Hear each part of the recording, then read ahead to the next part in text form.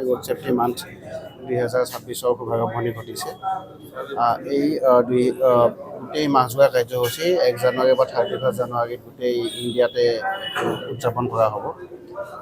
এই পথ সুৰক্ষা মাহৰ লগত সংগতি ৰাখি আমি আজি সাহিত্যসভা ভৱনত district air service authority and DTO অফিচৰ লগত কম্বাইনকৈ এটা আমি ৰোড ছেফটি মিটিং এটা কণ্ডাক্ট কৰা হ'ল। ইয়াতে আমাৰ সন্মানীয় ডিষ্ট্ৰিক্ট এণ্ড ছেছন জাজ ছাৰ আছিলে, লগতে CJM ছাৰ, লগতে DSP এয়াৰ ছাৰ্ভিচ অথৰিটিৰ কাউন্সিলৰ, লগতে বাছ আৰু ট্ৰাক মালিকসংস্থাৰ অ'নাৰ্ছ ড্ৰাইভাৰ্ছখিনিও আছিলে। গতিকে যথেষ্ট ফলপ্ৰসূ মিটিং এখন হৈছে।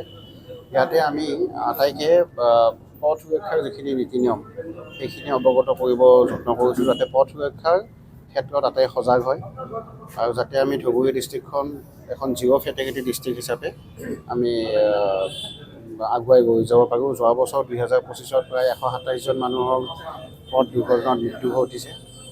সেইটো যাতে কমাই আমি একদম মিনিমাম লেভেললৈকে আৰু অনাগত দিনত শূন্যলৈকে আমি আনিব পাৰোঁ, সেইটোৱে আমাৰ প্ৰচেষ্টা। এভৰি ইয়াৰ দেখা যায় যে প্ৰত্যেক বছৰত এই পথ সুৰক্ষা এৱাৰনেছ যিটো প্ৰগ্ৰাম আছে, এভৰি ইয়াৰত এইটো হয়। তথাপি কেনেকুৱা ধৰণৰ পদক্ষেপ ডিষ্ট্ৰিক্ট ট্ৰান্সপৰ্ট অফিচৰ পৰা কেনেকুৱা ধৰণৰ পদক্ষেপ লয়? তথাপিও এক্সিডেণ্ট হৈ থাকে। যিহেতু ডিজিটেল ইণ্ডিয়া, চাইণ্টিফিকেলি চব চলে, সেই হিচাপত বস্তুটো এনেকুৱা যে পথ সুৰক্ষাৰ লগত বহুতখিনি বস্তু জড়িত আছে। পথ সুৰক্ষাৰ পঞ্চসূত্ৰ আছে, লগতে মানুহৰ বিহেভিয়াৰ চেঞ্জৰ কথাটো আছে। বিহেভিয়াৰ চেঞ্জ মানে মানুহে ব্যৱহাৰিকভাৱে পথ সুৰক্ষাৰ ওপৰত কি ধৰণে একচেপ্ট কৰিছে। 2024 চনত টোটেল এক্সিডেণ্ট হৈছিলে ধুবুৰীত 596, এইবাৰ হৈছে 550। গতিকে DTO অফিচ, লগতে প্ৰশাসন, ডিষ্ট্ৰিক্ট ৰোড ছেফটি কমিটি প্ৰচেষ্টাই কাম দিছে, কাম নিদিয়া নহয়।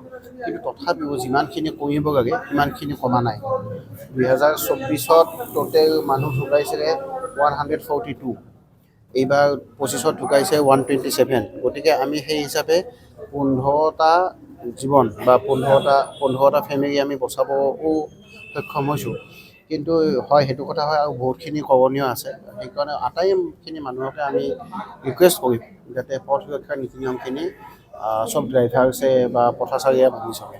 3 নম্বৰ বস্তু আৰু এটা কথা হৈছে যে ধুবুৰীত কিমান সংখ্যক টোটোৰ প্ৰয়োজন আছে। দেখা যায় যে ধুবুৰীত খোজকাঢ়ি যোৱা মানুহবিলাকে টোটোৰ কাৰণে খোজকাঢ়ি যাব নোৱাৰে, মানে মানুহতকৈ টোটোই বেছি। এই ক্ষেত্ৰত আপোনালোকৰ পদক্ষেপ কি আছে? সেইটো সঁচাকৈ ধুবুৰী ডিষ্ট্ৰিক্টৰ কাৰণে এটা বহুত চিন্তনীয় বিষয়। আমি DRSC কমিটিৰ পিনৰ পৰা ই ৰিক্সাখিনিৰ ৰুট ধাৰণ কৰি দিম বুলি ভাবি আছোঁ। তেনেকুৱা এটা চিন্তা চৰ্চা চলি আছে। মানে কোনখিনি টোটো, কোনখিনি ই ৰিক্সা কোনপিনে যাব পাৰিব, বা সময়ো এটা ধাৰ্য কৰি দিম বুলি ভাবি আছোঁ। আমি সেইটোৰ ওপৰত কাম কৰি আছোঁ। কিন্তু এটা কথা এইখিনিতে ক'ব লাগিব যে সেই ই ৰিক্সাখিনিৰ পৰা বহুত ফেমিলিও চলি আছে। গতিকে আজি আমি একদম এক্সটেনচিভ মেচিভ ড্ৰাইভ এটা দি যদি গোটেই ধুবুৰী ডিষ্ট্ৰিক্টৰ ই ৰিক্সাখিনি বন্ধ কৰি দিওঁ, গতিকে বহুত ফেমিলি হয়তো অসুবিধাও হ'ব। গতিকে দুয়োটা মানৱীয়তাটো চাব লাগিব, আমি লগতে MV Actটোও চাব লাগিব।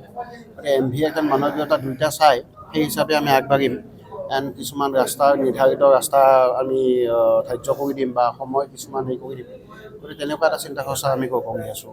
কিন্তু গোটেই ই ৰিক্সাৰ ড্ৰাইভাৰখিনিকো আমি কিন্তু ৰিকুৱেষ্ট কৰিছোঁ, ড্ৰাইভাৰ্ছ অনাৰ্ছখিনিক, যে যাতে ই ৰিক্সাৰ যিখিনি কাগজ পাতি, টেক্সৰ পৰা আদি কৰি, ফিটনেছৰ পৰা আদি কৰি, ড্ৰাইভিং লাইচেঞ্চ যাতে আটাই বনাই লয়, অনতিপলমে বনাই লয়। বিকজ তেখেতলোকৰ কাৰণে এইটো ভাল, নহ'লে এক্সিডেণ্ট হ'লে ইঞ্চুৰেঞ্চো নাপাব নহয়।